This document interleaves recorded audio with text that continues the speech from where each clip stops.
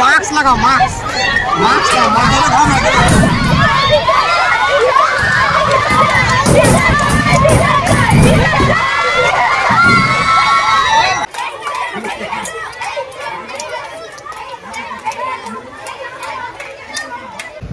বোলপুর উচ্চ বালিকা বিদ্যালয় ছাত্রীদের বিক্ষোভ। ক্লাস নবম শ্রেণীর ছাত্রীকে স্কুলের শৌচাগারে সিনিয়র ছাত্রীদের র্যাগিং কাণ্ড। অভিযুক্ত ছাত্রীদের 72 ঘন্টা পরও পদক্ষেপ নেয়নি স্কুল কর্তৃপক্ষ। প্রতিবাদে সরব বিদ্যালয়ের পড়ুয়া থেকে অভিভাবকরা। স্কুলে বিক্ষোভকে ঘিরে উত্তেজনা বীরভূমের বোলপুর উচ্চ বালিকা বিদ্যালয় চত্বরে। বিদ্যালয় বোলপুর থানার পুলিশ। শুক্রবার বীরভূমের বোলপুরে শতাব্দী প্রাচীন উচ্চ বালিকা বিদ্যালয়ের শৌচাগারে ক্লাস নবম শ্রেণীর ছাত্রীকে সিনিয়র ছাত্রীদের হাতে র্যাগিং হয়। আক্রান্ত ছাত্রী ভর্তি হয় বোলপুর মহকুমা হাসপাতালে। ঘটনার 72 ঘন্টা কেটে গেছে, এখনো পর্যন্ত অভিযুক্ত ছাত্রীদের বিরুদ্ধে কোনো পদক্ষেপ গ্রহণ করেনি বিদ্যালয়ের কর্তৃপক্ষ। স্বাভাবিকভাবেই নিরাপত্তার দাবিতে এবং দোষীদের উপযুক্ত শাস্তি চেয়ে স্কুলে বিক্ষোভ পড়ুয়া ও অভিভাবকদের। পরিস্থিতি সামাল দিতে বোলপুর থানার পুলিশ। স্কুলে ব্যাপক উত্তেজনা। কাজী আমিরুল ইসলামের রিপোর্ট, এস নিউজ বাংলা। কি অভিযোগ? কি অভিযোগ? আমাদের এক বন্ধু হ্যাঁ বাথরুমে ঢুকে দুটো দিদি কবে মেরেছে। কি হয়েছে সেটা আমরাও কিছু জানি না, হ্যাঁ। কিন্তু তারপরে কোনো স্টেপ নেওয়া হয়। স্কুল কি বলছে? তোমরা কি চাইছো? কি নাম তোমার? কিসের জন্য বিক্ষোভ দেখাচ্ছ? আমাদের স্কুলে এরকম একটা কাজ হয়েছে, মানে যাকে আমরা এখন পর্যন্ত সেই কারণটা জানতে পারলাম না কেন হয়েছে। হ্যাঁ। প্রথমত শিক্ষকরা আমাদের সাথে কেন নেই, ওটাই হলো কথা। শিক্ষকরা আমাদের সাথে কেন লুকানোর চেষ্টা করছে। আমরা চাই যে আমাদের সাথে পরে এরকম হতে পারতো, কিন্তু সেইটা তো কোনো স্টেপ না হচ্ছে না। ম্যাম ভিতরে বসে আছেন, আমরা এতবার এখানে সবাই দাঁড়িয়ে আছে, আমাদের শুধু বিচারটা চাই যে কেন এরকম এগোনো হচ্ছে না। পুলিশ থেকে কার বিচার চাইছো? আমাদের একজনেই যার হয়েছে, তার বিচার চাইছে, তাকে কেন তখন হসপিটালে ভর্তি করা হয়েছে, তাকে কিন্তু পুলিশকে খবর দেওয়া হয়নি। কি নাম তোমার? কি নাম? আমার অমৃতা ঘোষ। বাচ্চারা বিক্ষোভ দেখাচ্ছে, কি কারণে? কেন নাইলে একটা মেয়েকে অত্যাচার করা হয়েছে, আমাদের মেয়েও এখানে পড়ে।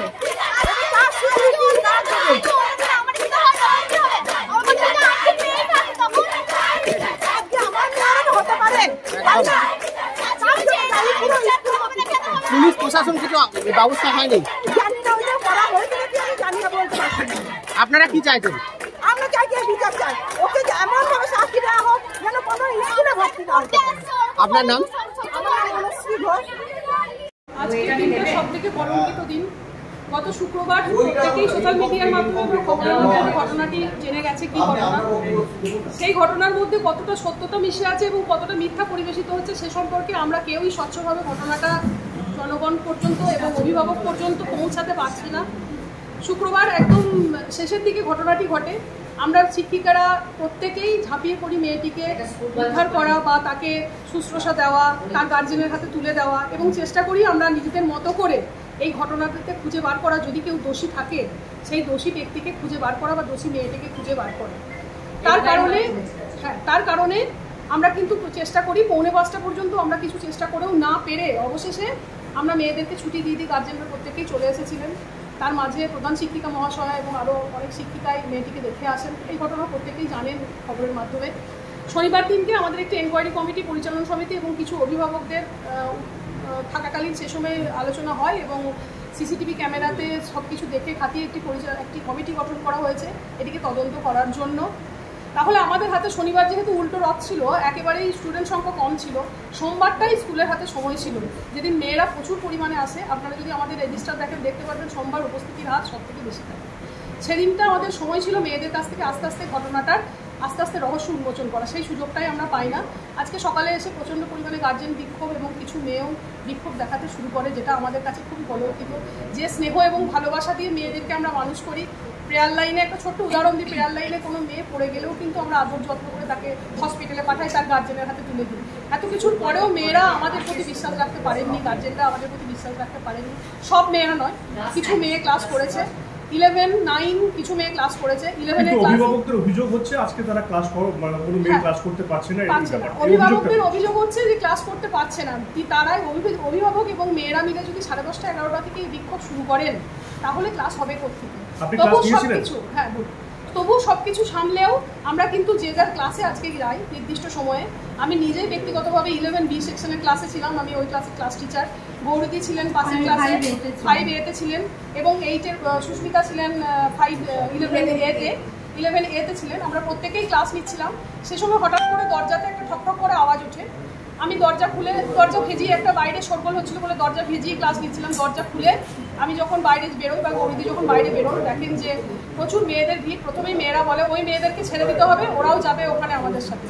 আমি মেয়েদেরকে বলি আমার ক্লাসটা শেষ হবে, তারপরে তোমরা যাও। মেয়েরা চলে যাওয়ার পর তখন গার্জেনরা কিন্তু অভিভাবকরা, আমরা কিন্তু এখনো জানি না, অভিভাবকরা বলেছেন তারা অভিভাবক বলে তারা দাবি করছেন, তারা অভিভাবকরা এসে বলেছেন মেয়েদেরকে ছেড়ে দিতে হবে। আমি বাধ্য হয়ে বাইরের দিক থেকে এতটাই ঠকঠক এবং এতটাই মেয়েদেরকে বারবার বলছে, একাদশ শ্রেণীর মেয়েদেরকে বিশেষ করে তোমরাই দোষী।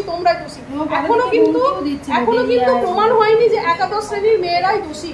এখনো কিন্তু সেই ঘটনার এখনো কোনো প্রমাণ কিন্তু আমরা পাইনি। সবটাই বিচারাধীন এবং সবটাই তদন্ত সাপেক্ষ। এবং একটা টাইম একজন গার্জেন আঙুল উঁচিয়ে 11B এর মেয়েদেরকে বলতে শুরু করে, তোরাই কিছু জানিস, তোরাই মিলিতভাবে এই ঘটনা ঘটিয়েছিস। 11-এর মেয়েরা তাতে অসন্তুষ্ট হয়। তারা যাতে কোনো ধরনের কোনো পদক্ষেপ না নেয়, তার জন্য আমি দরজাটা বাইরের দিক থেকে বন্ধ করে আমি নিজে দরজা আগলে দাঁড়াই। বৌদি 5C দরজা আগলে দাঁড়ান মেয়েদেরকে বাঁচানোর জন্য। গার্জেনদেরকে বোঝানোর চেষ্টা করি অনেকক্ষণ ধরে। তাকে বারবার তাদেরকে আমাদের প্রধান শিক্ষিকা মহাশয় কালকে যে গার্জেন গ্রুপে মেসেজ দিয়েছেন, সেই মেসেজ পড়ে শোনাতে শুরু করি যে এই মেসেজ দিয়েছেন, আপনারা আমাদের উপর আস্থা রাখুন।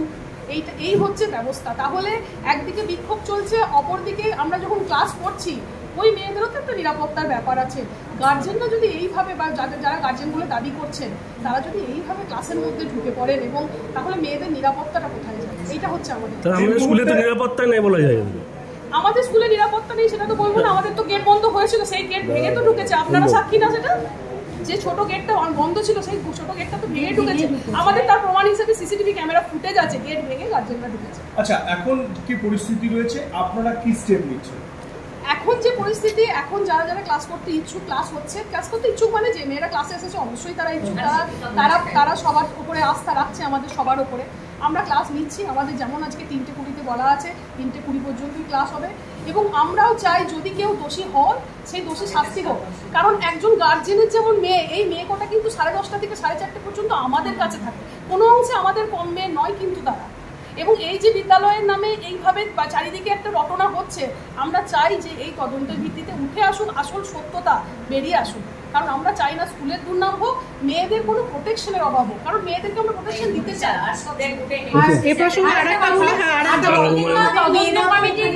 যতদিন না তদন্ত কমিটি কিছু তদন্ত কাজ করতে পারছে, আমরা সবাই মিলে, সব টিচাররা মিলে বড়দির কাছে অনুরোধ করবো, আমরা যেটুকু সিসিটিভি ফুটেজ পেয়েছি, সেদিনকার রাকা রায় বাথরুমে গিয়েছিল, ক্লাসে ঢুকেছিল, সেই ফুটেজটা উনি অনুগ্রহ করে মিডিয়ার সামনে দিন, যাতে সবাই জানতে পারে যে আমরা সেই রকম কোনো ঘটনা, সেই মুহূর্তে যে প্রচন্ড আতঙ্কিত বা সত্য ঘটনাটা কি এখনো আমরা কিন্তু জানতে পারিনি।